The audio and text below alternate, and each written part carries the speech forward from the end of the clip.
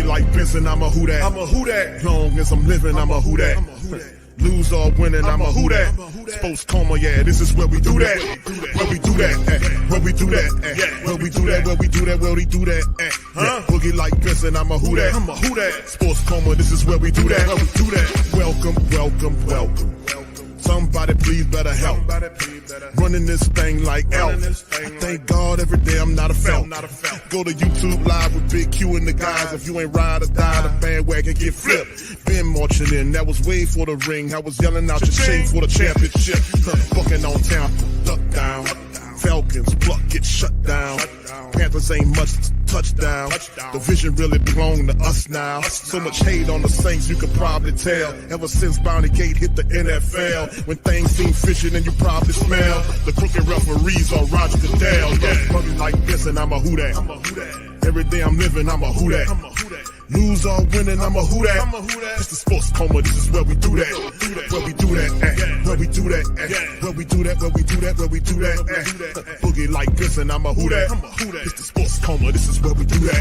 You're listening to the Sports Coma with Big Q and the guys on the PRO Media Network. Good job, guys. Nice job. Hey, winning this, okay?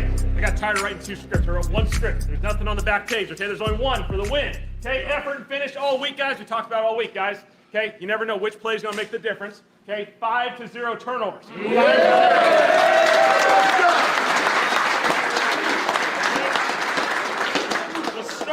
Let's start with Cam recovering a football. There we go.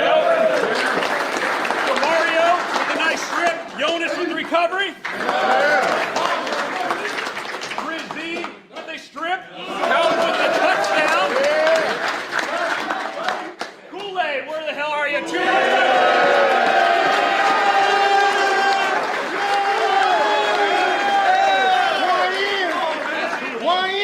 Offensively, guys, Taysom Hill back in there for a big 19-yard completion. Sheed, big-time play, 4 catches, 114 yards, and a touchdown.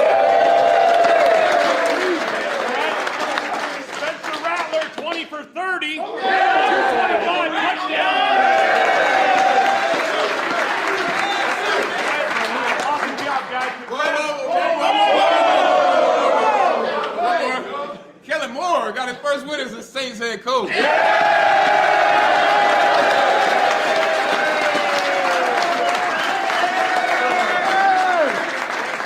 Appreciate you guys. Love you guys. Hey, this hasn't been the easiest month. Your resiliency is showing up each and every week, okay? We got 1. Now we carry the momentum. We start stacking these, and let's get ready to roll there. Be Cook, break it down. Here we go. Yes, sir. Keep that momentum going, fellas. This is what we're about. We come out here next week and get this dub again. Be great on 3. 1, 2, 3. Be great. Justin's in concussion protocol. That's the only one that we'll have to navigate as the week goes. And then some of our guys coming off of injuries. Obviously, we'll see how this week progresses with some of those guys. Caesar, Dylan, and obviously Chase. So. Mason and Foster in particular, as good as you would have hoped. Yeah. I thought they came out pretty well. And so obviously, the more time on task, the more we'll be able to build those roles for those guys. I thought both those guys did a really good job. Obviously, limited role, just coming off of the PUP. But I thought there's a lot of positives there. With like some young players or players that are new to you and everything, the ramp up can be a little lengthy. Is the ramp up for those guys a little faster just because of their veteran status? Yeah, they certainly have more exposure to football, and they can lean on those experiences. And so I thought those guys were really ready. You saw it Wednesday when they got out there to practice. It just felt like they were ready to go, and they could execute at a really good level. And so, but obviously there's time that'll increase the volume for those guys, but they're in a good place. What do you think of your congratulatory messages on the first one? Text messages, Yeah. emails, whatever? Yeah. No, it's it's been a journey for our entire group, and so really excited for our guys to get the win. And certainly, shows how the NFL community is a unique community in the sense that all of us kind of share these different challenges and obstacles that we all take through an NFL season. And so it's always awesome to hear that. What do you think of your offensive line's performance in pass pro specifically? Yeah, 0 sacks against that group is phenomenal. I thought Kelvin and Tully playing, tackles against those premier edge rushers. I thought they just did a phenomenal job. The whole group as a core did. Eric leading the way. I thought there's so many positives there. Trevor getting back in the mix. Selly going in there and just battling every play. It's an awesome group. Has Jonas's production so far surprised you at all, or just what he's been able to show on the back I mean, he's a really good player. We knew that. We felt fortunate to be able to draft him. He's going to be a really good player for us for a long time. Obviously, I think his ability to get better, just really quickly has been really impressive. His ability to respond to different circumstances, different first experiences. The last couple of weeks, his ball production obviously has shown up. His ability to just be around the ball, be able to make plays on the ball. He's doing a really, really good job. Outside of those kind of, we'll call them splash plays, but like the takeaways and things like that, what are some of maybe the finer detail things that he does that stand out to you and Brandon? Giannis? Yeah. I think his pursuit of the football is really, really good. His space tackling, I think, shows up. There's a couple of the way they played. You're going to be in some one-on-one tackling plays out in space, and I thought he did an excellent job. I thought Alante had a couple really good ones. Kool-Aid had one on the catch-and-run opportunity, and so he's just doing a really good job. I think the more and more he's playing, the steadier he's becoming, the more consistent he's becoming, and that's an important piece of playing safety on the back end. You're tying everything together, and you got to communicate at a really high level. What are you seeing with some of your guys' maybe issues in the red zone? Yeah, I think the biggest thing is just not getting behind the sticks and playing, catch-up football down there. We're not good enough on first down. We're not efficient there. Usually most red zone studies you'll look at, when you have inefficient first downs and you kind of fall behind the sticks, it makes it really challenging. And so, I personally have to do a much better job. I got to do a bigger deep dive into that and really find ourselves better opportunities to be more successful on the early downs to put ourselves in good situations. If you're 3rd and 5 from the 5, those odds you can compete in those situations. But 3rd and goal from the 10, 11, numbers just aren't good. Follow up on that, you guys have had a lot of long drives this season, you're leading the league in 10+ plays, drives, but to stall out there, when you have to settle for a field goal, is it discouraging? What are you going to make of it? Yeah, ultimately you need to score touchdowns down there. Yeah, we're getting points, and that's it's kind of a fallback. You get 3 points out of the drive, but we got to get touchdowns down there. Have you heard anything from the league yet? Clarification on the roughing the passer? No. And just when it comes to your injuries and everything, kind of is there a level of expectation or optimism around Chase Young going into this week's practice?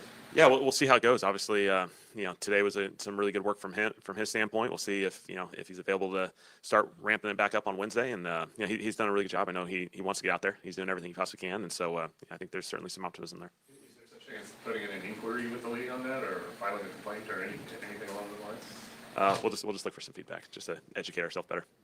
When it comes to just around the situation with Chase last week, we ruled him out on Wednesday. Yeah. What kind of changed there? I'm sorry if I've been asked before, but what kind of From changed last week? there? Yeah, last week. To be honest, that was just me. When you go through injuries in this league, you lose the fact of the personal side of it, and you have to deal with a lot of questions, a lot of negotiations, a lot of people coming at you. Are you playing? Are you not playing? I just want to simplify it for him. Let him focus on the recovery process. Had nothing to do with a fallback or an issue in his recovery process. He's doing everything he can. I just know as a player, these guys get tired of that stuff because they're doing everything they can, and he's been phenomenal through this whole process. And I just want him to have that feeling of I don't have to play this game all the way through the week. Does that come from your own playing experience? Just that you won this class for player. I think you certainly understand. You lose sight of the personal side of this thing. Obviously, there's a tactical side that we're always playing the game of who's up and who's down and who's all that sort of stuff. But he's done a lot of work, and it's been challenging for him to have to go through a longer recovery process just as he go through this thing. And I just want when he's ready, he's going to be ready to rock and roll, and I have all the confidence in the world in him. People, do you mean outside, inside the building? No, you just got to navigate it with personal friends, family, the media component of it, just navigating that. And so I certainly knew Caesar and him wouldn't make it through the week, and so tried to simplify it for those guys. All right. Shout out to the fam. Appreciate y'all for being in the live, man. We up in this thing. Come on. Welcome. Now rocking with the Sports Coma with Big Q and the guys, but we have intense, entertaining, educating, and enlightening sport talk from your favorite sports fam. Thank y'all for being in the live on this one, man. Monday, the Saints. It's the Saints morning, Monday after. Saints get the first win of the year. Much love to you guys. And it feels good to get a win, man. It really does, man, to be honest with you. We are getting that win. You can see I played the bit from the Saints locker room where a lot of the players were extremely happy, man. And it's good to see them happy. This is the first win after a miserable month of losing. The Saints it's a win. And that begets a lot of stuff. You can see it was good to see Kellen Moore get the game ball. It was good to see the camaraderie there. And I think it's something to build on because the defense, man, they turned it on in that second half. The Saints went, 23 unanswered? And it was basically when they started to score, everybody else did not. The they shut the Giants down for a while. The Giants had it rolling, and I got to give Staley some credit. Staley kicked it in, and next thing you know, he found the key to it, and then the Giants couldn't do anything after that. They were completely shut down. So it was good, man. It was good to see that, and good to see the guys get some camaraderie. And let's get a win. Let's just keep stacking them. Like you heard, who was that said that? Was that Spencer? Spencer said keep stacking them. And then of course you heard what Kellen Moore, the reporter, was asking about the play that was involving Carl Granderson that the officials took away. And see, that's why a lot of people just don't like the officials, because this is not a roughing the passer play. Absolutely not. He knocks him down. He didn't put any weight on him. And that dumb Fred Flintstone referee said that it was roughing the passer. Absolutely not. It was terrible. But the real injustice to it is the fact that Carl Granderson is playing so well. That was another sack that they robbed from him. And really, when you see something like this happening, you're supposed to be looking at film. If you are the NFL officiating at the headquarters, you guys are supposed to be looking at film and say, oh, that's wrong. Let's get that back to him. And it's too many cameras on the game. And I hear people say Q is a rough game. Miss me with all that. These guys make mistakes, but at the same time, there are so many cameras there. If the NFL is really serious about reversing the game, the sack, giving Carl Grandin the sack back is real, because they don't know what they're doing. They just make up the rules as they go. I can't believe him with a straight face called this one. And maybe we could have something where we can challenge this sort of stuff in the future, like take another look at it again and force them. They don't want to slow the game down. But yeah, that's egregious right there. It's egregious because Carl Granderson, it would put him in, some company here. It would have put Carl up there with some of these other guys here. Carl would have been up there. I think he has 3.5. That would have made 4.5. That would have put Carl Granderson up there. I want to see what he has. Let me look it up. Y'all put it in the chat. Yeah, he got 4.5. He got 4.5. He gets that sack there, man. That puts him, he's the league leader in sacks right now. That's pretty good for Carl Granderson, but that's all right. We'll get it back. We'll get our lick back. All right. Yeah, Derek says 4.5. Yeah, we'll get our lick back. We'll get it back. That was not even close to what it is. And like Kellen Moore said, man, he want clarification. You won't get any clarification because they don't know what they're doing. That's not a roughing the passer. You can't hit these guys. Just put a vest on them and say you can't hit them. You just got to smack them or touch him so he'll be down. Just say that. That's crazy talk, man, how these people do. Anyway, man, big ups to y'all. Appreciate y'all being in the stream. Much love to you guys. I see you all. M. Dot, I see you, brother. Appreciate you as well. St. Doug, OG Jerry's in the building. Big ups to you, brother T. Clint, Gregory. What's up, bro? Good to see you in the building as well. Michael Taylor. All right, I see you, fam. Be great, Josh. Big ups to you, fam. Appreciate you for being in the stream. All right. Yeah, you see the people. Yeah, I've been seeing the trade rumors, fam. I've been seeing the trade rumors. What's up, Young City 9? Big ups to you, fam. Young City 9 in the building. All right, Brute Saint. What's up, bro? Says, hey, happy to see Kellen get the game ball and happy for our guys to get this win. The culture is coming together. Thank you, bro. Appreciate you that, man. Appreciate you.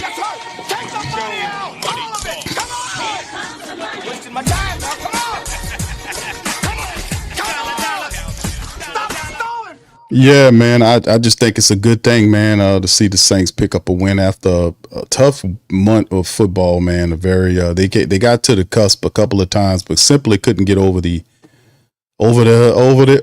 line. But they got it this time, man. What's up, M. Dot? Derek White, big ups to you, fam. Bronze, thank you, sir. Appreciate you as well for being a member for 21 months. Much love to you, bro. Appreciate you there. All right, Sugar and Spice says, okay, coach, keep everyone that played yesterday on the go. Same group. Thank you. All right.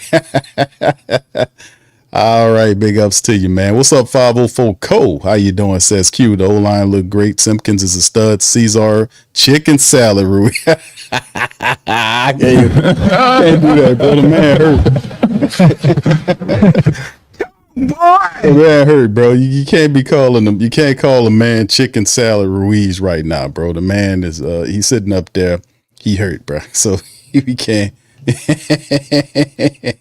You can't call him chicken salad Ruiz, bro. He man is currently hurting right now, bro. So and I know a lot of people don't give a damn. I hear you on that, but Ruiz is hurt right now, bro. So we gotta. But yeah, you're right on the Simpkins thing, man. Yeah, Torricelli Simpkins is doing a phenomenal job. Now it's growth there, right? He's an undrafted guy with a lot of potential, and it's a lot of positivity right there. He keeps playing like this. It's going to be a difficult decision with Cesar Ruiz coming back because ultimately he'll be out for a few, but when he gets back, it's going to be a rust factor as well. And if he'd have kept playing like that, man, and kept putting together rusty tape, sooner or later they would have probably end up pulling him. And you really have to look at it. Torricelli Simpkins, the way he's playing, he is definitely demanding a spot at one of those guard positions. But Penning did some positive stuff too the other day, fam. So not bad. All right. Anyway, St. Doug, big ups to you once again, man. Thank y'all. Bullet Family travel vlog. Brother Gundam, big ups to you, bro. Good to see you in the building as well. Much love. He said, what's up with Groupie? Said, yeah, I know what was Groupie yesterday? Was it 6? 4 of 6 yesterday? Was it 4 of 6? Whatever it was. Yeah, he missed 2 field goals the other day, and people had it misconstrued. He didn't miss field goals every week. He didn't miss them. There was actually a break. Of course, not last game, but the game prior to the Giants matchup, he didn't miss any field goals. He actually hit his field goal. So it was a break, or it wasn't consistent. In other words, he did have a game where he didn't miss any field goals. So yeah, but he's been struggling, man. He has been struggling. And Kellen Moore seems to be rocking with him. They seem to be like, yeah, you still the guy, this kind of thing. So, I mean, you just want to make sure, and you think and you hope, I ain't like saying it, but you would want him to kind of iron that stuff out and get it together and move forward. But as it stands, we just got to do better in that department, man. Special teams overall, man, we really need, our special team stuff needs to step up and get a lot more solid, if you know what I mean. Thank you, Gundam. Steel Bill, what's up, bro? Appreciate you as well. Yeah, and Black Major, shout out to you, brother. Good to see you in the building as well. Much love to everybody. Brother Gregory, thank you, sir. 4.5. Jack says to show the game. He says, slow the game down. Why not get rid of the commercial breaks and dedicate them to the flat? Yes, indeed. You can't touch the quarterback, man. It's a sad thing. What's up, Jaden? Shout out to you, man. Doing the Pelicans post-game report tonight. Yeah, we more than likely is going to be DC and Lex, and I'll chime in after the fact. What's up, ZZ? Shout out to you, my brother. Thank you for being here. All right. Yeah, Q Dust Kool-Aid get us. Yeah, yes.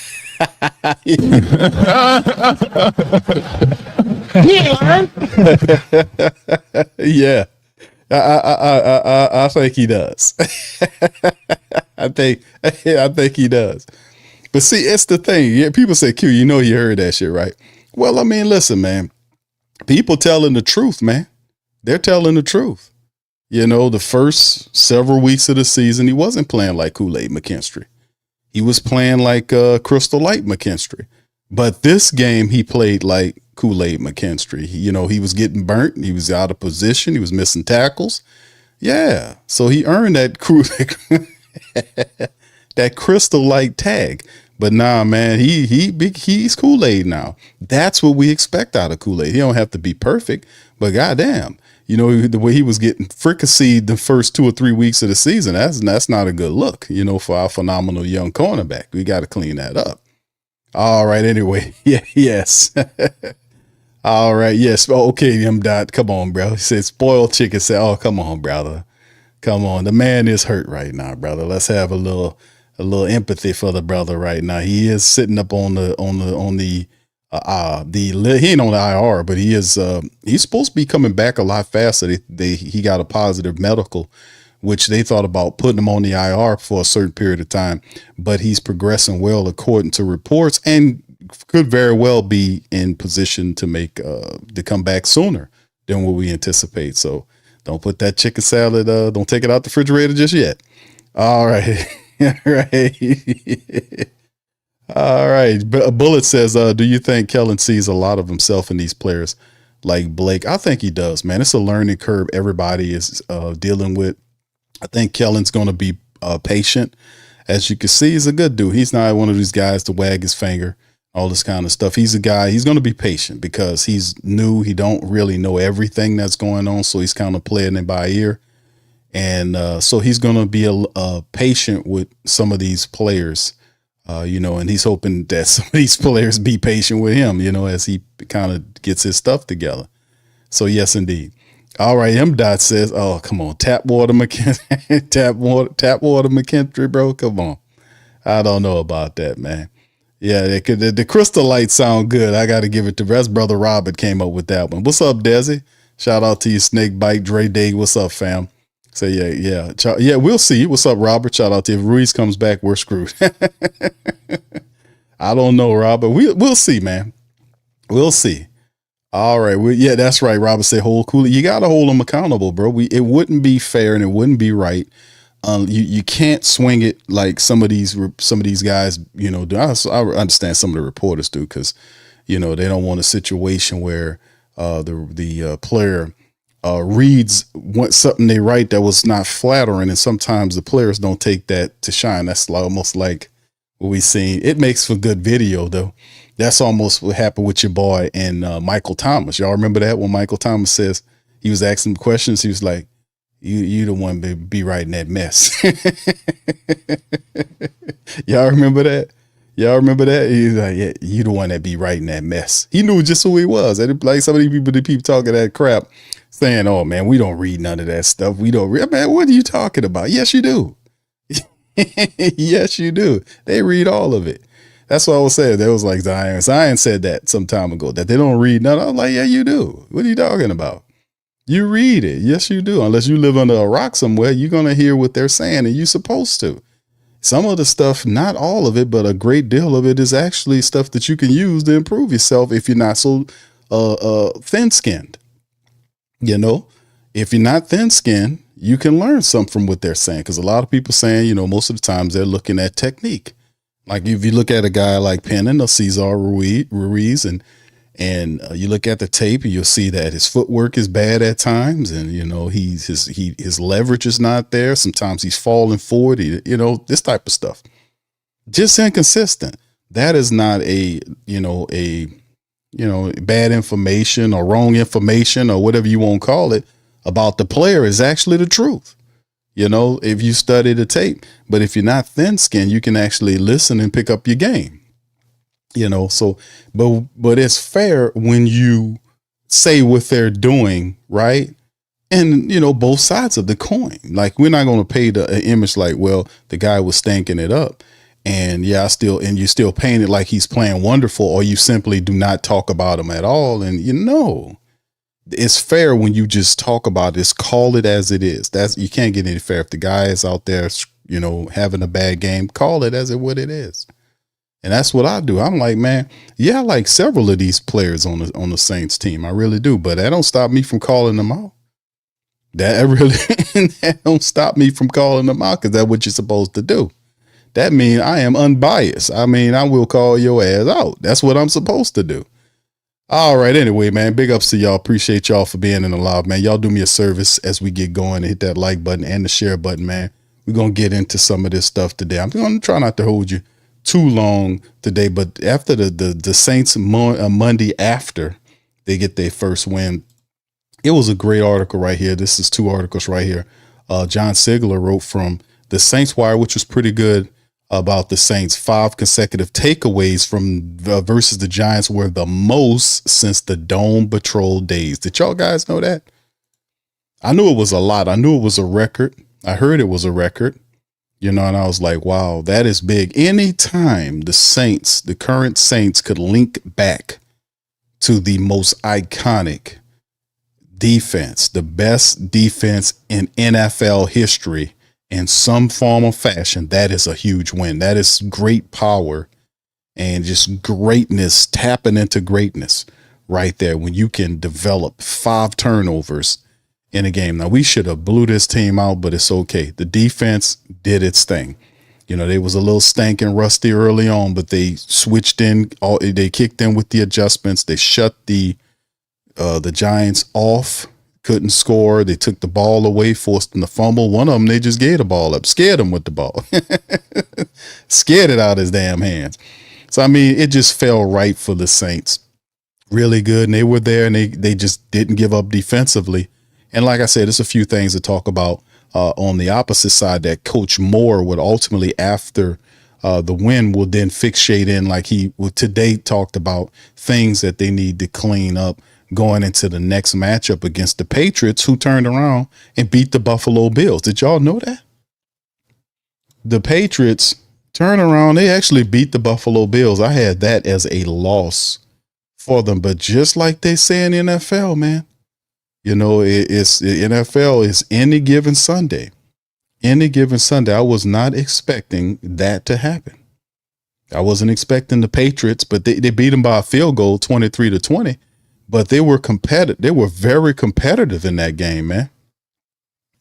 They were very competitive in that game. So that was actually pretty good for them. And now, you know, that they beat the Bills and they come into it with some confidence for the Saints. So this should be an interesting game. I kind of thought, I was like, man, this is going to be interesting for Sunday, man. But we'll have more of that as time moves. But anyway, man, let's jump right into this article right here. Shout out to John Sigler, the Saints Wire. Great article right here. That's not impressive. He says that's impressive. The Saints defense took the ball away from the Giants on offense 5 consecutive possessions. That is phenomenal. You know, and fam, that is incredibly difficult to do. The Saints did it, but this is the thing, that how often you see a team take the ball away 5 straight times. You know, we watched something that was really awesome when we seen the Saints just competitively, consistently, every drive after drive, just take the ball away from these folks. That was phenomenal, man. You know, I don't know if you'll ever see that again soon. You know, that's very rare. But 5 consecutive takeaways, man. That happened since 2016, right? And of course, the crazy part is the Saints beat the Giants. And if you go back to the last time the Saints won a game that counted, it was against the Giants last year. That's what I call full coverage, baby. That's full coverage. All right. Anyway, Saints themselves, you have to go back a little further than you think. The last time they managed this feat, 5 straight takeaways, was a year away from being born. Old school Saints family members remember the Dome Patrol defense well, and this is the kind of performance they almost made routine. The all-star unit led by Pro Football Hall of Famer Ricky Jackson and Sam Mills, and their Pro Bowl teammates Pat Swilling and Vaughn Johnson managed to do twice. The first time was the 13-6 slobber knocker game between the Saints and the Eagles, in which the Eagles were intercepted 5 times, fumbling 6 times, one recovered by Ricky Jackson, and they took 6 sacks. It was far from a clean game with 2 interceptions and 2 sacks of their own. Offense did a better job of capitalizing on the turnovers the second time, beating the Phoenix Cardinals 27-3.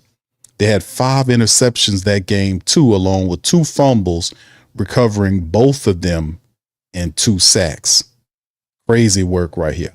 What about this time? The Saints powered their way to victory with 2 interceptions by Kool-Aid McKinstry, plus 3 fumbles recovered by Jonas Sanker, Jordan Howden, and Cam Jordan, with Brian Bresee and Demario Davis punching 2 of them out.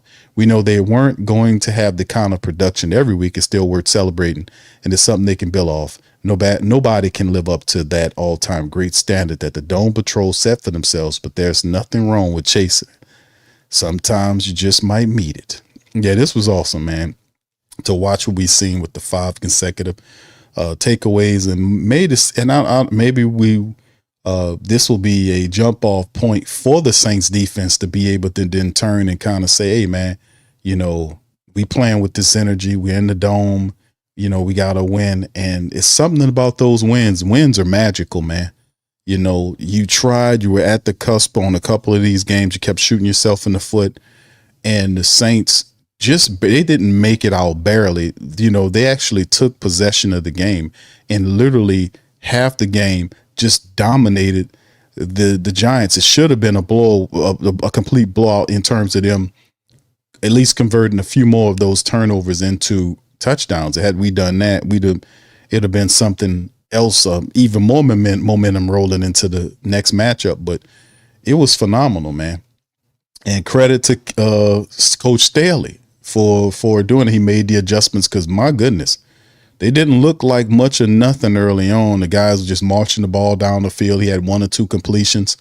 It was just pitch and catch, and then they turned it on. So hopefully that was a sea change moment in the defense, and maybe we could kind of take this positive energy here and turn it into something going in the rest of the season, right? All right, anyway, let's keep it going and move on to the next article right here. Shout out to my boy Bob Rose over there, man. Much love to brother Bob. The good, bad, and the ugly from the Saints win, the first win of the year. So this is a big one here. First time in the last 8 regular season games. Wow. The Saints emerged victorious after a 26-14 win against the Giants. It was the first win since the Saints December the 8th win over the same Giants. The Saints improved their record to 1-4, dropping New York to the same mark in the process while earning the first win in the head coach Kellen Moore's career. New Orleans got off the game, got the game off to a kind of a rough start. The Saints elected to take the ball after winning the coin toss, but did nothing.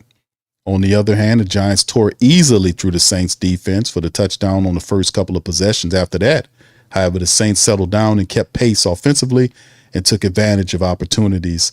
The defense eventually pulled their way. As with any game, the ebbs and flows. And here's the good, the bad, and ugly of what happened in the Saints' victory. Okay, the good, the Saints secondary. Kool-Aid McKinstry takes his tag back. He is Kool-Aid now. The 3-headed player of the game award needs to be divided between defensive backs Kool-Aid McKinstry, Jonas Sanker, and Jordan Howden, all young ballers. Remember that Justin Reed had a concussion. He got knocked out of the game. Jonas, of course, came in the game early in the year because of the injury to veteran Julius Blackmon. So with Jonas in there, and Jordan Howden was another guy that we drafted a couple years ago to be the future after safety position. Those injuries hit, so our young players got involved. Kool-Aid, Jonas, and Jordan Howden, those guys were big. However, it should be noted that the entire Saints secondary was the best unit on the field on both sides. Wide receiver Wendell Robinson and Darius Slayton made little impact in the game, catching a combined 8 balls for 61 yards. The Saints did an outstanding job of blanketing the wideouts, often leaving Giants quarterback Jackson Dart with nowhere to go with the ball. They definitely got better as the game went on. And no doubt about that.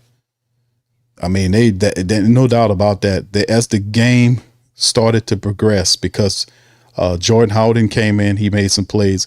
But Kool-Aid, man, outside of the interceptions and the tackles he was making, the return that, Sanker had when he ran it all the way back, it was Kool-Aid McKinstry that was out front. Well, not out front. He was running behind, he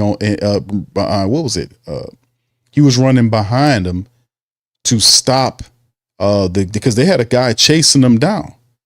And Kool-Aid ran up there and blocked the guy, kind of got in his way to stop him so that the guy can get the fumble return. Jonas can get in there with the touchdown. So Kool-Aid was flashing. I was looking at the tape. I was like, man, that's Kool-Aid running down. He ran down there and got in the head because the guy would have caught him. But he ran down there, got in the way of the guy so Sanker could get in there and get was it Jordan Howden? Oh, it was Howden? Okay, I'm sorry. Yes, I'm sorry. Yeah, Jordan Howden. There you go. Yeah, he kind of got down there and got in his way. So it was very positive, man, to see that anyway. All right, anyway, let's keep it going here. The Saints did an outstanding job blanking those wideouts. All right, make no mistake, through the stars of the games, McKinstry, Sanker, and Howden. McKinstry had 2 picks. The first 2 of his 2-year career, and looked like a top-tier corner over the Saints division. But Sanker built on strong outing against the Bills last week with an even better performance. He had 2 critical pass breakups, also returned a punt, a fumble, recovery all the way in for a touchdown. So he had 2 crucial breakups and also returned a second quarter fumble forced by Demario Davis, 30 yards, set up a go-ahead field goal. However, Howden came in and injured. Often Reed responded with 5 nice breakups while capping off a great day by the secondary with an 86-yard touchdown return fumble recovery. So Howden did the 86-yard touchdown return off the fumble there, which was really good. And Kool-Aid was able to get there and kind of get in the guy's way and make it play. And Jonas Sanker also did a recovery as well. So they was just doing a lot of great. There's a lot of turnovers. I'm kind of getting them mixed up here, so forgive me on that. But it's been a tough start to the year for the Saints defensive backs, but the performance against the Giants highlighted the young group's playmaking abilities that could be a big asset going forward. So yes, indeed, was very positive to watch the Saints secondary do what they did, and that speaks volumes. Sanker, Jordan Howden, and Kool-Aid McKinstry, those guys were really big. Also some more good, Spencer Rattler and the wideouts. Give Spencer some love, fam. Give him some love. All right, Spencer Rattler and his wideouts. Rattler got his first win after an 0-10 start, and Spencer Rattler handled it like a G. I'm just going to give him some credit because he's consistent. There's one thing you could talk about with Spencer Rattler. You got to give him love about his level of consistency, his temperament. He's not up. He's not down. He's right here all the time, right here in the middle, not up, not down, right in the middle. And, getting that first win, he handled it like a G, man. I got to give it to Spencer Rattler, man. He's been handling the losses too, all that kind of stuff, and hearing all that. He's been handling all of that talk about, 0-10 and all that. He's handled it very well and professional. Got to give it to the man for that. All right. So Rattler got his first win, 0-2 start to his career, also becoming the first quarterback drafted by the Saints to earn a win since Danny Awful Waffle back in 1998. That is a crazy stat. That is crazy. That is crazy. Absolutely crazy. That's an insane stat that Rattler is the first guy. He's the first guy, the first one to get a win for the Saints since 1998. That can't be right. The first quarterback drafted by the Saints to get a win. That can't be right either, but it is. That's crazy. So the first Saints quarterback drafted to get a win since Danny Waffle in 1998. That is terrible. That's terrible. Thanks a lot, Mickey. Thanks a lot. Rattler played pretty well, completing 21 of 31 throws, 225 yards, a touchdown, no turnovers or sacks. Most importantly, he and his receivers made plays down the field for the first time this year. Rattler hit Rashid Shaheed for 87-yard strike that seemed to change the momentum of the game in the first half. He also hit 3 crucial intermediate throws in the second half to Rashid Shaheed, Chris Olave, and Devon Valley to keep the drives alive. The Saints passing game has received deserved criticism, but on this day, Rattler and the wideouts quieted those criticisms. Shaheed had 4 catches for a game-high 114 yards, while Olave pulled in a game-high 7 catches for 59 yards. New Orleans still needs to create more yards after the catch, and Rattler must pull the ball in better spots or put it in better spots more consistently. On this day, New Orleans' passing game appeared to take steps in the right direction with its best outing of the season. Indeed, give Rattler some love, man, because not only Rattler too, but it's been tough, man. They hadn't been able to find each other out there on the field consistently, and the Saints have not. They've been very lacking in the explosive departments, but that 87-yard touchdown strike, the Rashid Shaheed broke open. It broke the doors open, and it just was good. And I was like, that's what we've been talking about. That's what we want to see. We want to see Rashid, fastest guy out there, Let's get the ball out there and take the tops off these defense, stretch them out so we can be able to run the ball, this sort of thing. It was good seeing that explosive 87-yard strike. And I want to see more of that because we got that. We got the ability to do that. All right, so anyway, here's the bad, fam. The bad. Saints run defense. The Saints run defense, no surprise there, for the second straight week. And the third time in 5 games, the Saints run defense played poorly.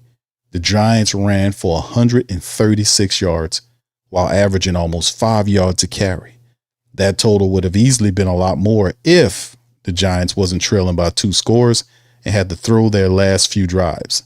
Jackson Dart himself rushed for 55 yards, with most of them coming on scrambles and on passing plays, but some of them were design runs. The rookie running back Cam Scatterbo had a game-high 59 rushing yards. That doesn't seem like a big total, but Scatterbo carried New York on a few of the drives when the Saints were unable to stop him. Only 3 fumbles, one of each on Dart and Scatterbo, stopped the Giants on run-heavy marches. Granted, Brian Bresee had a beautiful strip of Scatterbo inside the Saints' 10-yard line, resulting in Howden's touchdown return. Still, this more resembled the Saints' defense from a year ago that was helpless against running plays. So this is truly something else to kind of talk about. The good. We had 2 goods. Now we have this one. But he's right. The Saints' run defense is not through 5 weeks. I think we have enough tape. We have seen enough to say that the Saints' defense is ghastly. I mean, run defense is ghastly, to say the least. To be honest, it was horrible. And it was a point in the game where y'all literally see Cam Scatterbo, the rookie. They just gave it to him, and he was able to get yardage right up the center of the Saints defense. And if we're gonna they have some kind of way, that's going to have to change. I don't know what they're gonna do. I don't know if they, you might want to bring somebody in. I don't know. Whatever Coach Staley's going to do, he's got to do it to stop them from running. It's too easy to run on the Saints. It really is. It's too easy to run the football against them. I remember it was possessions where I seen them running 2 and 3 times in a row, and it didn't matter if it's Scatterbo or Singletary. They were able to get yards on the inside, and something has to be done by that. They most certainly got to do that, because that's not going to help you winning the games, letting people run on you that good. And of course, the special teams, right? The special teams isn't that is aptly termed. Botched kickoff return by Velus resulted in an awful starting field position on 2 early New Orleans drives. 2 more missed field goals by Blake Grupe, albeit one over 50 yards, kept the score fairly close down the stretch. Kickoff return coverage again allowed 2 long returns to give the Giants excellent field position to start a drive. Another New York drive started in very good position after an awful Kai Kroger punt late in the 4th quarter. New Orleans special team squad that was annually among the NFL's best for several years has plummeted to the worst in the league. And that's also something to talk about, even though, Blake Grupe hit way more than he missed, but still in all, Grupe is missing too many field goals. This is a lot of field goals this guy is missing. He missed 2 this game. And what was it? He's missed what? Is it 5 field goals? Let me see if I can. It's a lot going on here. And people might tell you some BS about it being these field goals are not hurting the team. Man, you get the hell out of here with that. A kicker is not supposed to miss that many field goals, and we're only in week 5. That guy missing more field goals than we done played in weeks. Come on. That's not acceptable. Let me see if I can pull him up here. Yeah, he's 4 for 6. Well, no, that was in the game. 4 for 6. What is he on the season, right? Hold on, let me see. Blake Grupe. So far, it's 10 for 5. He's 10. Is he 10 for 5? Is that right? 10 for 15? It's saying 10 of 15, 38 point. Man, 10 for 15. That's a lot. That's a lot of missed field goals, man, in 5 weeks. That's a lot of 5 missed field goals is a lot of missed field goals in 5 weeks. That averages out a missed field goal a week. Yeah, he has to clean that up, man. And it's not like he's not kicking 50-yard field goals consistently, man. Some of these field goals he missed was shots like a 37-yarder and stuff that he's supposed to kind of hit on. Didn't he miss a few of them in the dome with no weather conditions? How you missing field goals in the dome in your own building? So yeah, that has to be fixed. Man, you can't cut that no other way. The Saints got to do a much better job. The kick return, the punt return, the coverage teams. He's right about Kai Kroger, who's an inexperienced punter, but still learning. But Blake, man, is missed. He missing too many field goals here, bro. I know Kellen's going to be patient with him, but that's up to a point, man.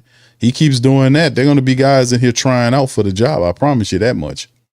All right, the ugly, the Saints pass rush. How about this one? It's a good thing New Orleans got excellent play from the secondary because they got no help whatsoever from an invisible pass rush against the New York line that allowed 13 sacks and over 30 QB hits in the first 4 games. Saints got no disruption at all. Dart had enough time to write a book, then read it when he dropped back the pass. Thankfully, the Saints were stout in coverage, and Dart often had nowhere to throw. It wasn't until late in the game that Cam and Curl mustered some pass rush outside of a ridiculous rough outing, a roughing call against Granderson that nullified a sack. Dart was still rarely even touched or hurried. Despite the flawed performance in some areas, the most important thing was the Saints finally recorded that win. Nearly important was the way they did it, with turnovers from the secondary and big plays from the offense that we've seen little of during the first month of the season. Perhaps a sign that the Saints have turned the corner and are ready to build some momentum. I would really want the Saints, and I think that this win is a magical win because the Saints have been right at the door fighting, for the last, except for the game against the Seattle Seahawks. They didn't show up at all for that game.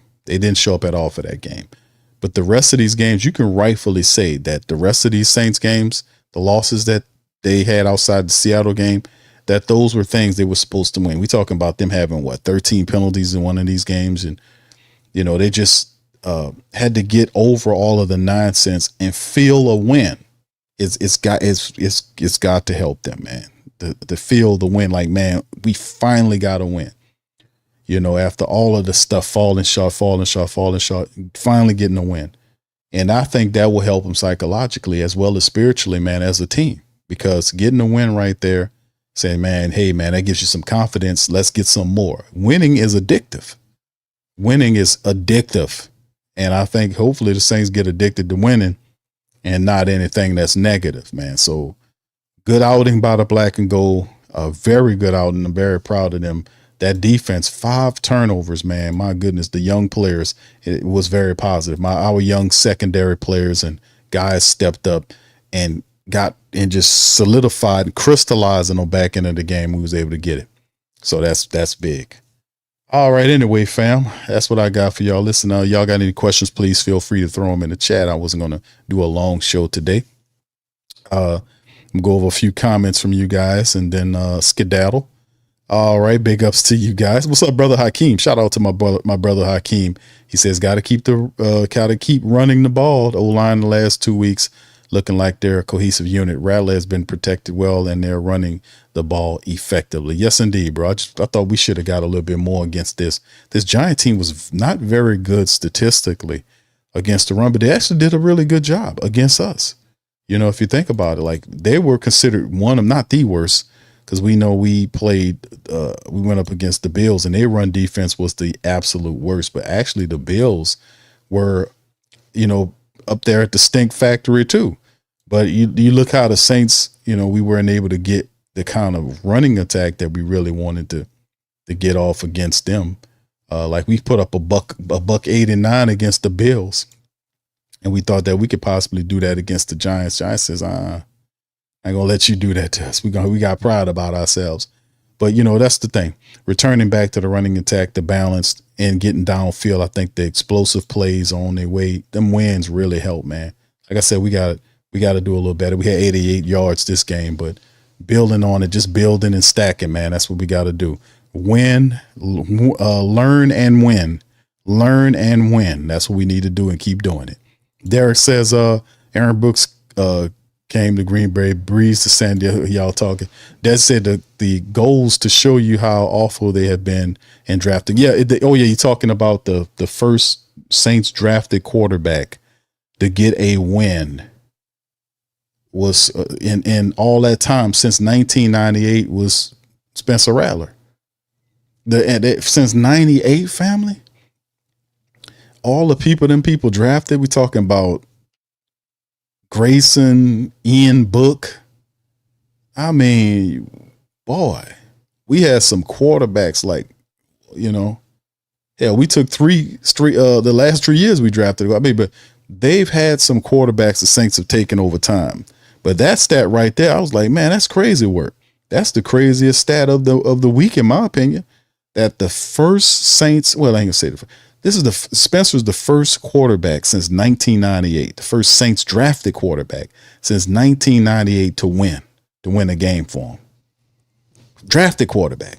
That is crazy. And Mickey Lumen need to be kicked all up in his ass for that. It take a foot to make it backside, man, for that terrible stat. Good Lord. That's horrible. KT, shout out to you, says 7 catches, 59 yards. I bet y'all anything alive he's going to want. A little stat packing right there. But hey, man, he's wherever they throwing him to, KT, he catching them. You see, it's this intermediate stuff. Wherever he's throwing Olave's the ball, he's catching the ball. Intermediate stuff close to the sideline while he got, you see what I'm saying? He's catching the football. And it's, we gotta get him upfield because he can run too. But we got to get him upfield. We got to stretch that field. Hakeem says it's not going to be a lit 300-yard playing because of the balance offensive structure in fact, it's a league-wide thing. All right. Thank you, Brother Hakeem. All right. Much love. All right. Brother Derek says DeMario hit like a girl. Now we need to he did good. No, don't do that to DeMario, bro. DeMario getting old, but he can still play, bro. He can still play. He ain't as he athletically, vertically, in terms of him, moving around, he can't he ain't got the speed he used to have. But like I said, he missed a lot of tackles. It was one game where I seen him on the same drive miss 3 tackles. He missed 3 tackles on the same drive. I was like, what's wrong with DeMario Davis? What's going on here? I mean, he gets there. It's like they called the play. He gets there and he can't make the tackle. Like one drive, he missed like 3 tackles. It was during the Buffalo game. One drive, like, damn, how you miss 3? But yeah, man, it's what it is. Is 504 says, can somebody put a APB out on Brandon? Because he's out there, bro. He's out there. He made a couple of catches and all this kind of stuff, but this is supposed to be the fast offense, but it's like we more east to west than north to south. We need to turn it up. We need to go north to south with this offense. That's what we need to do. We east west in them too much. You got guys in intermediates with crossers and slants and all this. We need to get vertical more, man. And I don't think we're going to be able to do that unless we can be able to start effectively running the ball. So there you go. We got to effectively start running the ball so we can get up there, because ain't no need for them to be worrying about stopping you from running the ball. If they putting 4 guys up there and occasionally puts a 5 guy there and they dropping everybody back and keeping you out, keeping you, up front here to work the center, they ain't scared of you running the ball. We're not putting the fear in anybody because we're simply not running. We're not running the ball outside of the Buffalo game. We're not consistently running the ball where we're scaring anybody. And until we get there, I think, we might be limited with that. So we got to work that up front. We got to get the ball going, man. I guarantee you, fam. I guarantee you that. Like Justin Wilson used to say, I guarantee that once you start running that football, man, that safety dropping down there, and it's one-on-one city the whole damn way. It's as easy as night and day. If you can't stop them from running the ball, they're going to send They're going to send extra help down there. And then that's when we're going to get those matchups, so we'll see how it all works, man. We'll be all right. We got no choice. Gundam says, I thought Devon Gacho would be the X Factor. Is unimpressive and ineffective. Yeah, he is. He ain't looking too good, man. Right now, Uh, and Nate Shepard's another dude. You talking about Devon Gacho if he ain't looking that good, because you watch the film, he's getting double teamed down. I just thought we should have switched up on Shepard. If I had my choice to keep either Bink or Shepard, I would have kept Bink. I thought Shepard should have. I thought he should have been on the first thing smoking. Bink. I thought Big Bink Saunders is better than Nate Shepard.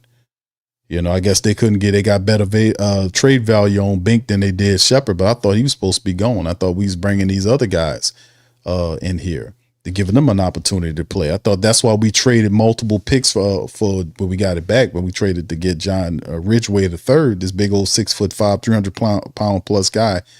He was hurt. I think he made it back. He was inactive this past game. But you do have help. Christian Boyd is ready. He's been doing some positive stuff. Jonathan Bullett's been out there. You've seen Jonathan Bullitt. We know Vernon Brockton's hurt. But you know, we need to see something. We need to see somebody else out there doing stuff. We got guys. I don't know. They might have to shake it up, do something different. But we can't keep having them run on us like this. Indeed. All right, Willie says put Charlie Smith out there. I don't think Charlie Smith can kick the hell out of the ball, but I don't think he'll beat Blake Grupe in the kicking contest. 504 Coach says O-line looks completely different without Cesar Ruiz. Yeah, Cesar was Bob and others consider him the weak link. He's incredibly inconsistent with a lot of his stuff. And you see Torricelli Simpkins in there. He made some mistakes, but it's forgivable stuff because he's an undrafted rookie. But you can see the potential's there because he's actually, you can see him really putting a full out effort. I think people are less patient with Cesar Ruiz because he's been here for 6 years or whatever it is. And he's played a lot of games. He's played a lot of reps for the Saints in live games. And he's supposed to be a lot better than what he is. And people saying he's regressing. I'm like, he ain't regressing. That is who he is. You ain't been paying attention to him. You just hadn't paid attention to him. Right? All right, Gundam says, won't happen this year, Q. Saints org doesn't move with a purpose, operational priorities, and addressing personnel, not cutting it. Thank you, bro. Shout out to you as well. All right. What's up, GM Kev? Shout out to my brother, GM Kev. All right. Yes, indeed. Saints Doug says, if a field goal cab win the game, win the game, I'm comfortable with Group A being the guy. Thank you, bro. Hakeem says, got to keep Drake May inside the pocket this week. Bracket Stephon Diggs, yes. Somehow contain Stevenson and Henderson in the run game. Patriots offense is sneaky good. They got players. I think they needed somebody that was competent right there because they have some players, man. They didn't draft terribly. They just needed leadership at the top. And you got the guy that used to be the head coach of where he came from, Tennessee. He's there now. Was a great linebacker for the Patriots too. So this is a guy that comes back here. He knows the Patriot way, so to speak. He's respected there, and he knows football. So the man he got a good running attack there. He got some weapons around there, and yeah, the Patriots are feeling pretty good about themselves. They knocked off the Buffalo Bills. Fam, that's a big win for them. They beat them by 3, but that's a big win for the New England Patriots in the NFC East. That's a big win for them. So they're really feeling pretty good about getting that win, man. They really are. So yeah, they're coming here in the Dome. The Saints are going to have another one of those defensive performances where we have to kind of force the turnovers. We're going to have to actually get to Drake May and make some plays, but we'll talk about all that in the preview later on in the week. But yeah, you're absolutely right, bro. Hemisphere says, Q, I heard a content creator says Kellen Moore wakes up late to get in the building during the Seahawk week. Kellen took the team on the boat ride. And Kellen's still young, man. Yeah, he's still gelling with his team, man. And he's young. He's just having fun with it. And he ain't one of these guys, that beat you to death with football. He wanted to teach you some football. Yeah, play football. But when we're not talking about football, let's go out and fish. Let's go out and go eat at the restaurant. Let's go shoot some hoops, stuff like that. He knows he's a football coach, but he's also a person too. He don't bludgeon you or beat you to death with football, right? He teach you the game, but then have time to do other stuff, team building, exercise outside of just the football stuff, which is commendable. We'll see if it works. It must have worked. It didn't work for the Seattle game, but but it did help us get the win against the Giants, right? They were really happy to give him that game ball. You can see they were really happy to see him get his first win. St. Doug said, "Oh Lord, don't mention Jared Cook." Where? Oh no, don't even talk about Jared Cook. Yeah, all right. Fabrico says time for DeMario to open up his church Q football career done. Yeah, DeMario. Yeah, he intelligence wise is very good, but he's old. This is his last year, and he's not as fast as he used to be. You can see on film that he sees stuff, and you can see him on film. Like he'll see the opening and the running back, like he'll see it and he'll shoot the gap. He'll get there and miss the play, And as he's gotten over the last couple of years, he's been missing tackles. But when you're losing and you're 0-4, you want to see on that third down, that guy makes that tackle. You got to make that third down tackle, and it's just one of those things, man, where we, those things stick out more glaringly when you don't have a win, people are less forgiving for you. If you're out there losing, you're 0-4 and you're missing tackles. They're not going to be very happy with you, and they shouldn't. All right, Gundam says agent body Q. DeMario starting to feel that. Yeah, but that is still a testament to his conditioning, because he's gotten this whole way before we really start seeing it. And it took a defensive shift because the defense is designed in Staley's mind to be a faster defense. We got guys that's not that athletically gifted. Some of the backup guys are better athletes than our starters. But, guys like Jalen Ford and Isaiah Stallworth, those guys are there athletically speaking. So, one can only imagine how it looks as we get further into the season, how that effect will even have any, roll out over DeMario and Pete Werner. Those, and Pete's younger, but he's a guy that's been staying healthy as of late, as opposed to what we remember. KT says Q 5 weeks of nursing a calf. KT going to Chase. Can you call a spade and admit Chase Young got Mickey out of 51 mil? He's just Jadeveon Clowney 2.0. Just saying. Yeah, bro. We need a pass rush. We definitely need. Now, I don't know. We have a couple of days before we get the Wednesday report. I think it was 2 weeks ago. It was before the Seattle game. What? No. It was before the Buffalo game.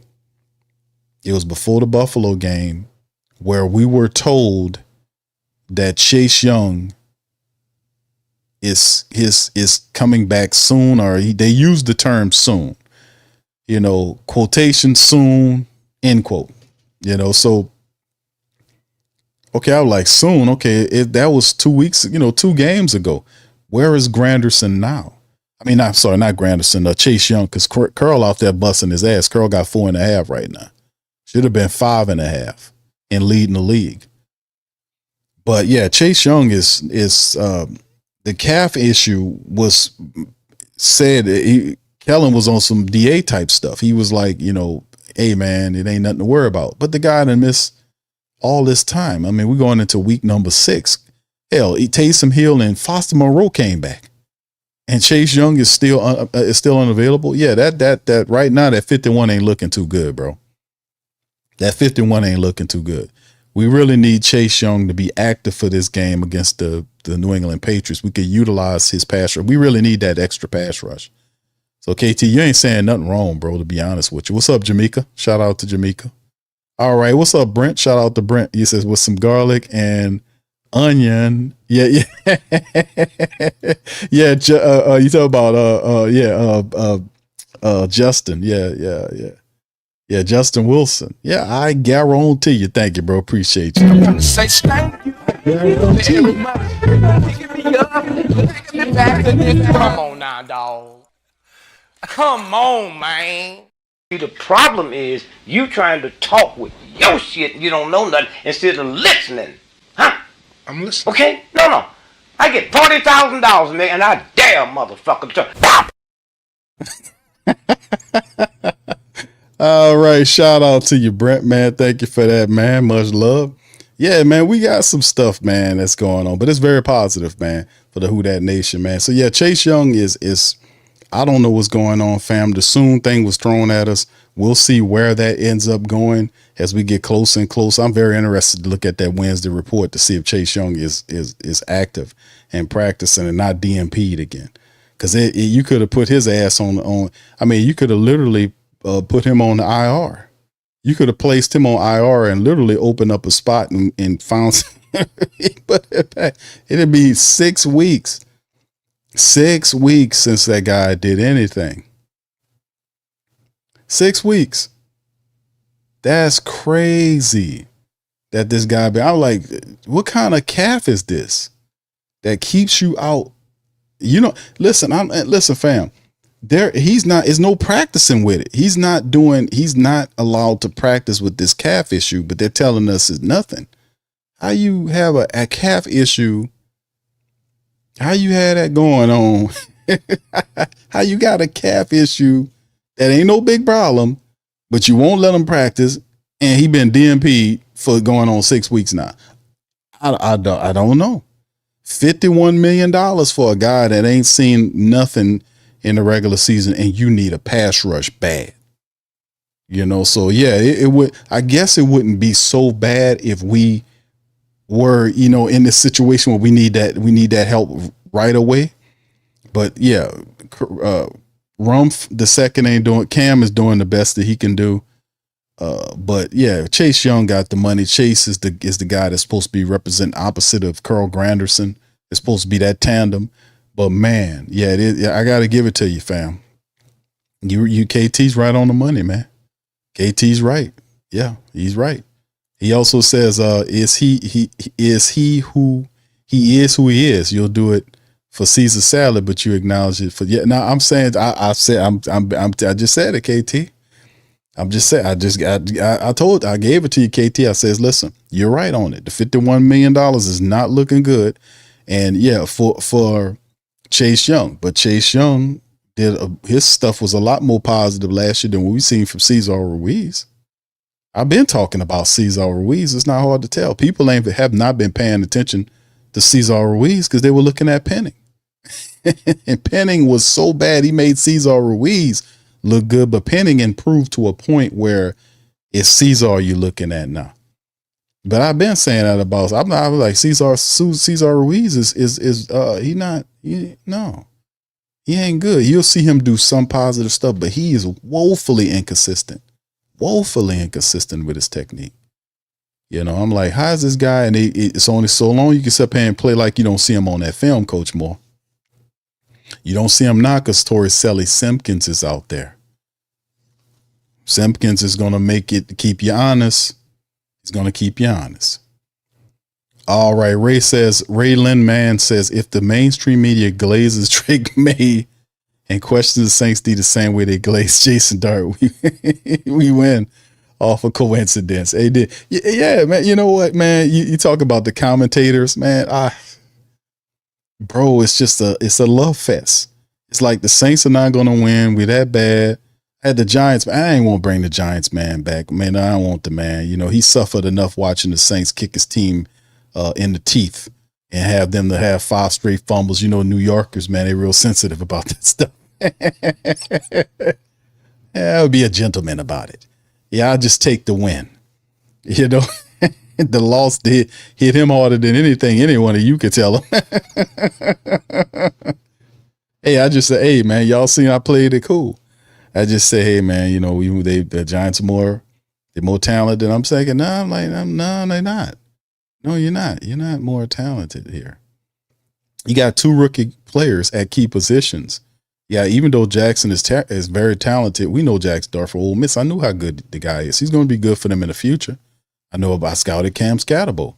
KT, you know about Scatterbo. We talked about him. He's one of our favorite young running backs among the other ones coming out of there. So we knew what Scatterbo and Jackson Dart was about. But they're still inexperienced players. Spencer Rattler been in the league a whole year. That has to get and start. He started several games. That has to count for something. And he has actually been doing a very above decent. You got to give him. He's been doing a good job. We have to get upfield. And I got a concern. Let me share this with y'all, man. I got a concern.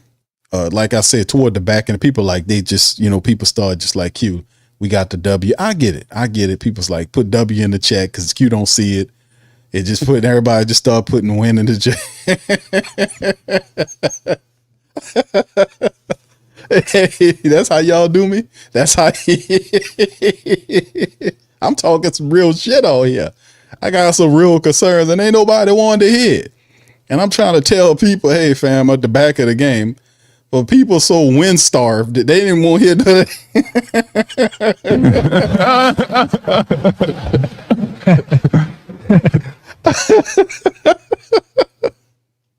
Man, I'm on the broadcast Sunday, the Saints game, and at the back end of the game, man, I'm saying, hold on here, man. Oh man, y'all see this here?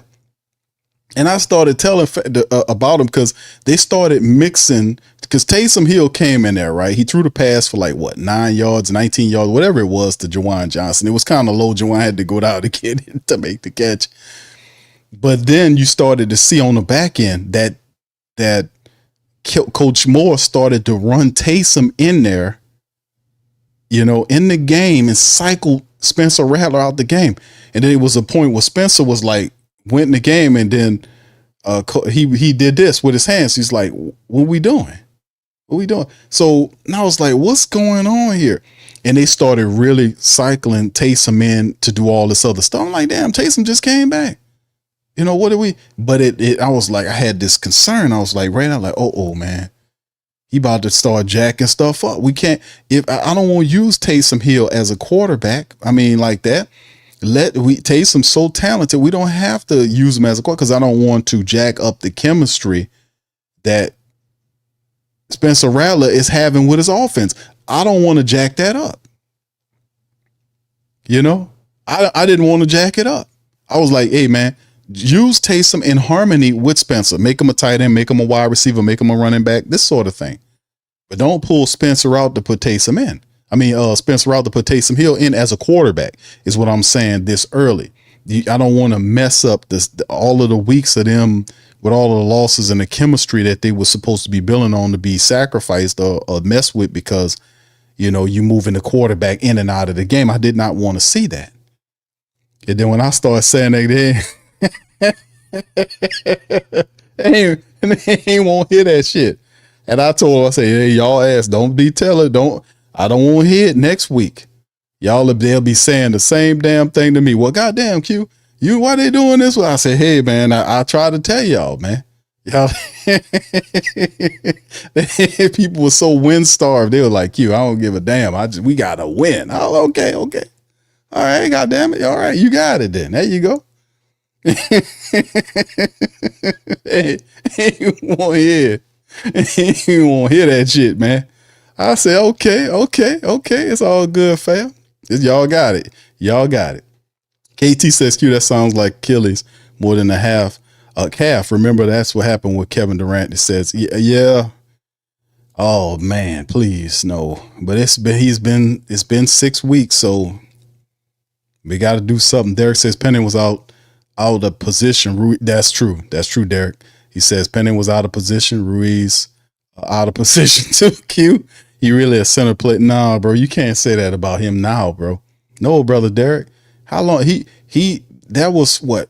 They drafted him 6 years ago. How old is Cesar Ruiz? How long has he been in the league? About 5 or 6 years? He's 26 years old. He was drafted what? In 2020. He's been in the league for 5 years. Okay, so yeah, he's been in the league for 5 years already. So he was a 24th overall pick out of Michigan back in 2020. Cesar Ruiz. The first year, yes, indeed. The first or even the second year, you could say that. But the Saints did not switch him consistently between two positions. They did not cross-train Cesar Ruiz. They didn't do that. They made Cesar Ruiz a guard. And I often wondered why they didn't cross train and allow him to play center. I thought he would probably be a better center than he is a guard. But that was some time ago. The first couple of years you give him grace. But we into what? Year 5 of him with all of the reps at the guard position. He's not no center anymore. He's a bona fide guard now. I mean, he got all the reps and all the stuff. So that's what I'm saying, man. But there's no excuse for bad technique.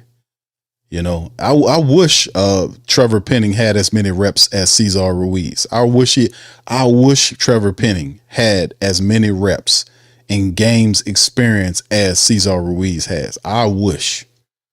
Because I think Penning would probably be I know Penning would be further along if that was the case. L-Dub says, that's why I turned down the volume and let you commentate. Yes, as the man says, the Glaze Fest, when you listen to all of them talk about it, they're going to do it again. They just act like the Saints don't have any players. Brian says Chase has a different type of calf injury. That's why he's out so long. Nobody thought the injury was this bad. Well, the coach said that he'll be back soon. But I ask you, who knows more about the player than the coach? Because the coach has access to the player's medicals. They got access to all the medicals. The doctors know exactly how long the time frame will be for this type of injury. They have all the information. They could play dumb with us, you know, but they got a medical staff in there. They know exactly what's wrong with it. If they got a player that's hurt, they know exactly what's wrong with them. They have timelines, all that stuff already, but it's just how they want to handle it to you and tell you, because they know that if they tell you the truth about Chase Young, they're going to get bad press because of the money that they paid him. So they underselling this stuff, not to make a certain individual who likes to chew and smack damn gum look bad. See how that PR work? Like, man, don't say nothing about it. Just say coming back soon. 2 weeks ago. For a calf issue that was what Kellen said wasn't bad. Nothing to be concerned about. So, I mean, you know how it goes. All right. Derek says Spencer with a nice catch back and throwaway. Yeah. 546 Q. This is really our first win. Yeah, it's it. That's right. Yeah. And the craze, like I said, I was thinking about it too. I went and looked it up. And even the article I just talked about said the same thing, that the last time the Saints won a game was last year against the Giants, the same team they won yesterday against. I think that's really funny. You know, the last team we beat last year was the Giants. I think we beat them 14-11 or something like that last week. Wasn't that the game where Derek Carr jumped up and and tackled the concrete with his face? Wasn't that the game when he got hurt?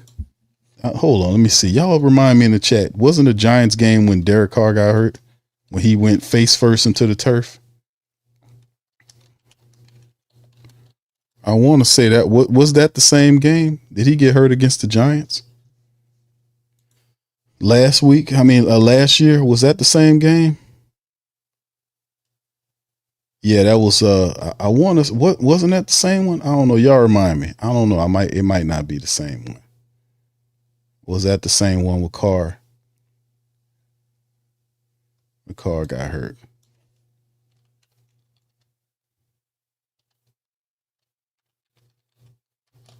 Wasn't it that the game he jumped over? I want to say it was the Giants. Wasn't it the Giants game? Yeah, it was the Giants game. Yeah. Yeah, because I remember.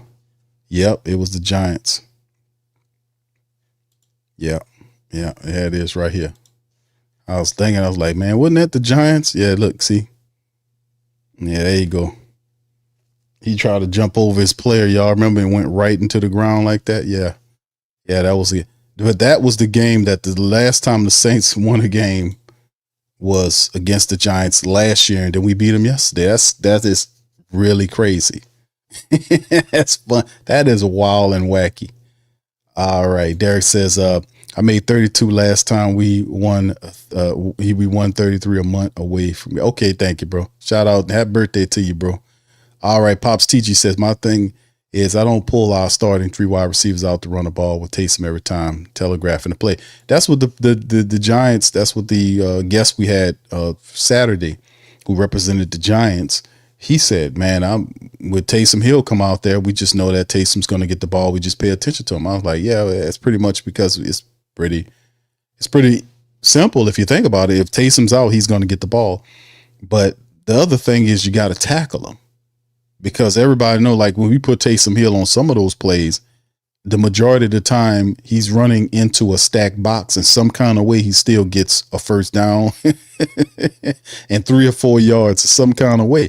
So knowing what he's going to do and is one thing versus stopping him, so it was kind of weird at the end of the game. So I just hope what I said about him pulling Spencer in and out of the game with Taysom won't disrupt the offense. I hope not, man. Brent says Taysom should be tight end with other options. I agree 100%. Say thank you very much. Picking me up, taking me back to this world. Appreciate you, Brent. Thank you, man. All right, Justin says, my main concern is how long is KM going to stay with Group A at kicker? Eventually, you got to remove the C off his chest and cut your losses. Yeah, that's a good question, bro. Good comment, by the way. He's missed 5 kicks so far. He's 10 of 15 right now. It has to be a concern for you. But it is like, if you think about it, the way the coaches could be looking at is the fact that he's looking at the entire unit is struggling, right? That could be a thing too. Like it's not like everybody else is doing good. And he's the sore guy. He's the other guy out there that's just looking like, he looks stank, the whole special team side of things looks stink right now. The coverage units look stink. The kick return units look stink. The punt return units are not all that. We can't, flip the field. We can't do anything to help us right there. The punting is probably the better of the things we got going, even though Kai had that awful punt in the fourth quarter. But outside of it, he's been actually pretty respectable.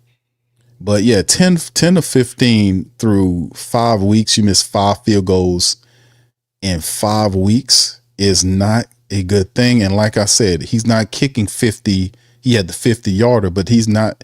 Some of these ones that he's missed were ones that he could have hit. He's an NFL kicker. I expect what would be respectable to you guys if he kicked 15 kicks. How many kicks you would grant him to have missed at this point, like through 5 games? Like 3 kicks? Would that be enough? You put it in the chat. Let me know what would be sufficient for you.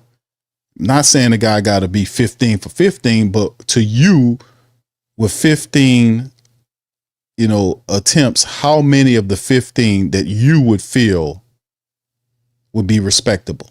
5 is too much. I say 3. I would say at least 3 missed field goals. What do you guys say? Put it in the chat. I'll spotlight it. L-Dub says, I remember you saying that, Q. I was wondering why Moore was doing that. I'm shocked the reporters didn't ask him about it during the presser. I think they was just letting him have his moment. But I'm saying at the end of the day, man, I was saying it, and it wasn't like I was saying something and I was like, oh, that'll be all. When I seen it, I was like, oh, because it presents another problem that I didn't anticipate. I didn't see Kellen Moore attempting to use Taysom Hill as a fill-in quarterback for Spencer Rattler, meaning pulling him out of the game. No, I'm against that. I'm against you pulling Spencer Rattler out of the game. Why? Because Spencer Rattler has to stay in there as the starting quarterback so he can continue to have the momentum, not just the momentum, but the chemistry, the synergy that he needs with these guys. We still need to build on that chemistry, and pulling him in and out of the game sacrifices that. They're not I don't want to say they're not intelligent enough to do it, but they're not talented enough to do that. Insofar as like knowing, we could do it and we can bounce back and forth between two and have the success. They're not nowhere near that. So whatever you have Taysom Hill doing, it has to be in help, or it has to be in harmony with Spencer Rattler. Meaning I don't pull Spencer out. If I want Taysom Hill to be in there to be a running back, let him be a damn running back. I'm for, and then of course the thing about it is, if I need 1 yard, snapping the ball 5 yards back to get 1 yard, I've been against that. If we're going to do the damn thing, just line him up as a fullback. It ain't like we didn't see Taysom play fullback before. He played fullback, tight end, wide receiver. You know, occasionally you can have him to throw the ball like, with Taysom, you see the play where you just snap the ball. He throws it to Taysom. Taysom pretends like he's going to run around the edge and then pulls up and throw the ball down the damn field to the wide receiver. Yeah, I'm for that. But we're not nowhere near the synergy that we need to be for you to be bouncing Taysom and Spencer back and forth. I try to warn people about that during the game. I was like, man, because if you remember the play, we were so happy with the win. I'm telling y'all on the back end of that game that the offense looked totally discombobulated. They couldn't even do nothing. They totally talking about somebody going backwards. They literally died on the back of that game. We were looking at the defense and we were psyched up on the momentum of the defense, the 5 turnovers, the return for a touchdown, all this kind of stuff. But the offense, man, outside of the 87-yarder that they gave with Rashid Shaheed toward the back of the game, they literally just died. And I was like, man, I don't like it. But, but my thing is I can enjoy the win and still be able to, in my head, like a coach looking ahead saying, hey, man, we got to do something about that, because that'll kind of hurt us in the next week. Like, I can celebrate the win, but still understand we got to fix this if we're gonna get another one next week. That sort of thing, right? All right, yeah. I just let y'all know what I see. That's all I could do. All right. Anyway, big ups to y'all, man. What's up, Rudy? Shout out to Rudy, man. Good to see you in the chat, man. All right. Anyway, man, let me get rid of Kate. What's up, JT? JT. Says these players have their contracts written a certain way after the injuries. I don't know if that's on. I don't know if it's on Chase. Because remember, Chase stayed. His thing was last year. They didn't trust him last year, but he played last year, got the money, and then bam, miss 5 weeks. And we need him. We need Chase Young. There's no other pass rusher that we have currently on the team that is more impactful than Chase Young. I mean, he's got the money. He's got to be the guy that works opposite of Curl. Curl needs help. And, we see Cam out there doing everything he could do. But Cam is similar to DeMario Davis. You see Cam running around, athletic quarterbacks just run right away from him like they got a jetpack. He's trying. Cam is trying to get there. He's just not. He's not that guy anymore. Cam is not that guy. He's a lot older than I. That's the thing about having older players. They're smart, but sometimes they don't get home. You need the athlete there. We need the athlete. All right, there we go. All right. What's up, Sean? Shout out to Sean. Said the league average field percentage is about 85%. I expect Group A to make at least 12 out of 15. Thank you, bro. Appreciate that. And a lot of family members believe. Derek says 3. I say 3, bro. I would say 3. Slim he's a little more on it. He says 2. So does L Dub and Saint Doug. They believe 2. Derek says 12 or 15. 12 or 15 would be so it'll be 3 that he would at this point be missing 3 of them. But 5 field goals, that averages out as 1 a week. That is far too much. And at some point, if he keeps doing that, man, listen, you might have to do something. And like I said, bro, remember they had Young Wei Koo. Young Wei Koo is a hell of a kicker, but the Falcons did not play with him. This guy kicked them into win after win after win. But boy, when he started missing them field goals, they forgot about all that shit. All that matter. They on that Janet Jackson shit. Whatever you done for me lately. That's what they did. That what they own over there. And we own that too. The entire NFL is on that too. So he can't be, man, listen, ain't no more missing no field goals and all this kind of stuff. You're going to have to look at him and be like, yo, bro, listen. Even if you won't scare him a little bit. Even if I'm Kellen Moore, you miss another field goal or 2 more or 1 more or whatever. I'm bringing in a kicker. Like I would have said last week or the week before that when he missed him, I would have brung in somebody to try out. I would have tried out 2 or 3 kickers. you know. And of course, the Saints do have Charlie Smith on the practice squad. They have that kicker there. They of course, they can go to him if they want to. But even if you're doing a tryout, I would have brought in a couple of kickers to kick psychologically, just to be like, oh shit, I got to get this straight. I better get out here and make it happen. They're looking at kickers just to get that going. You see, that's a part of that accountability thing. You don't have to say nothing to the kicker because you can't.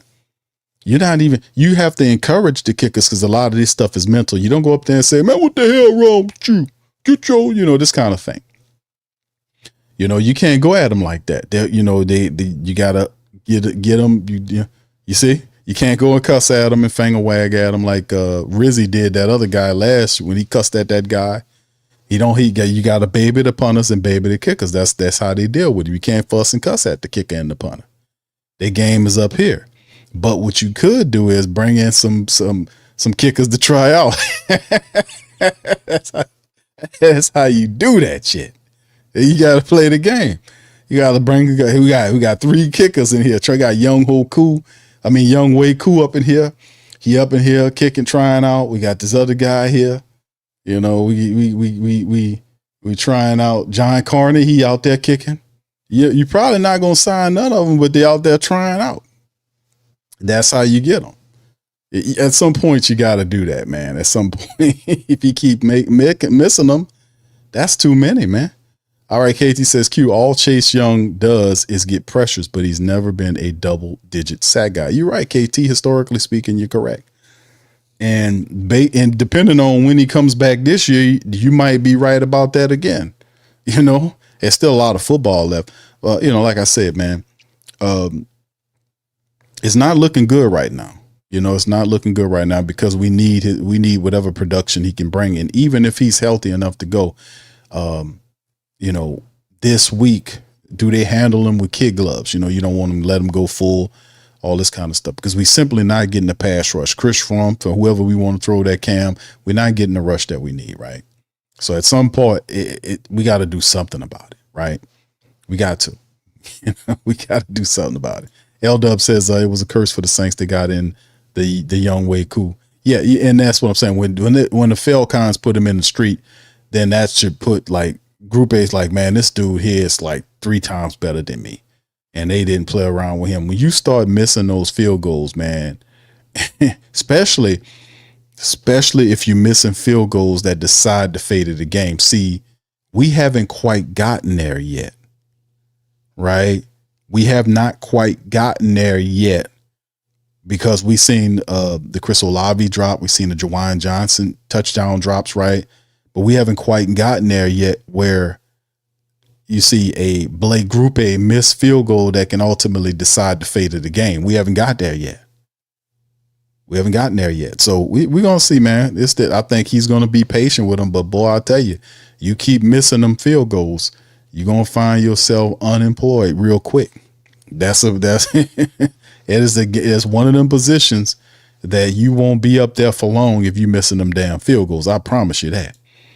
All right. Anyway, fam, listen, I'm going to get ready to get out on that. Y'all do me a service, man. Hit the like button, hit the subscribe button. Saints Monday after.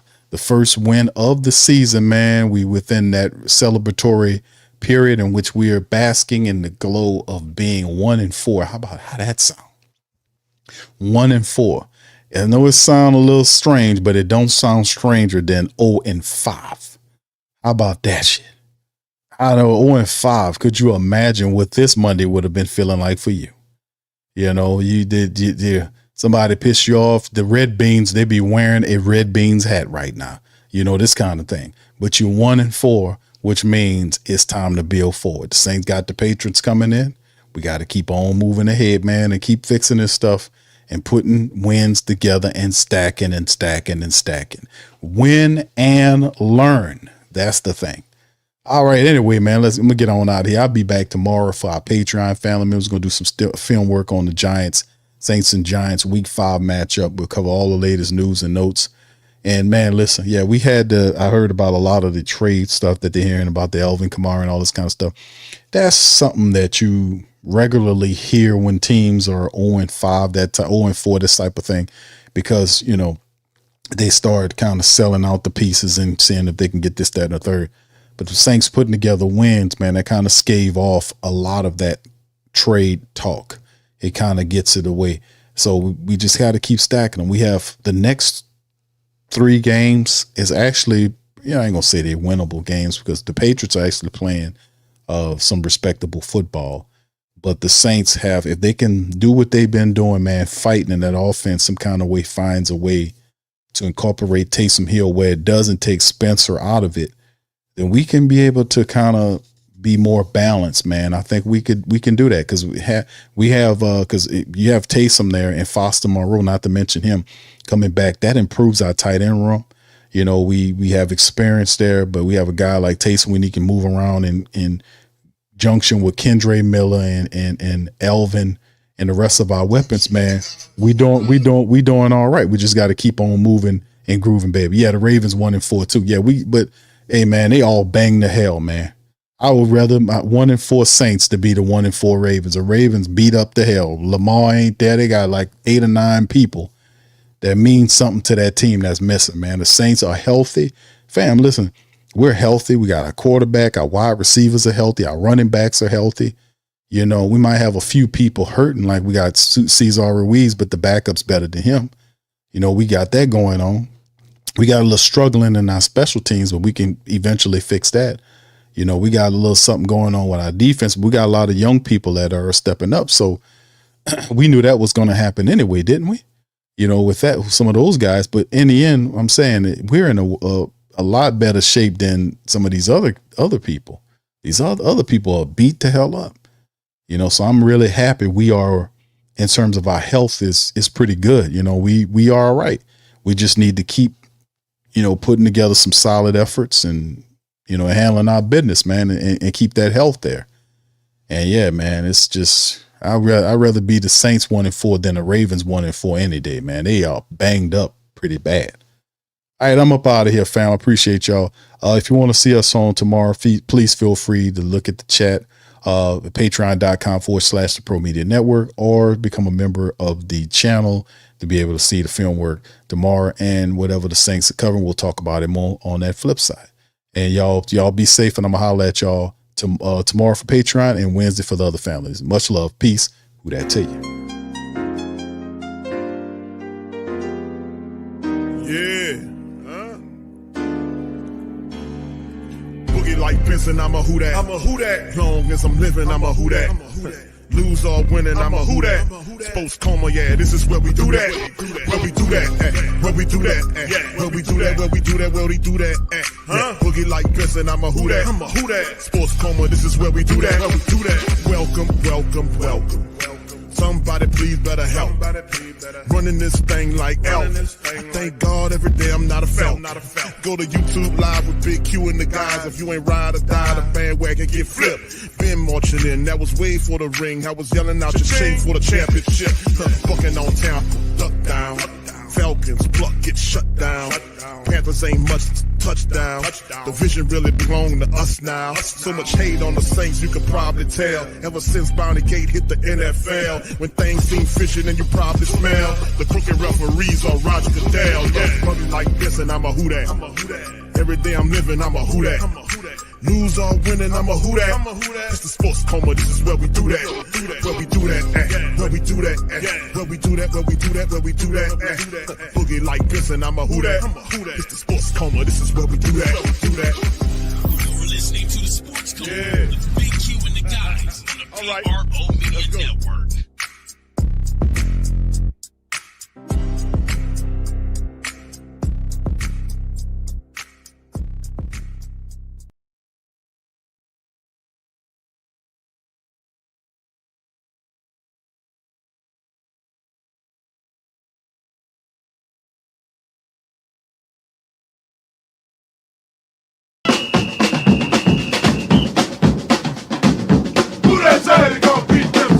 Who that?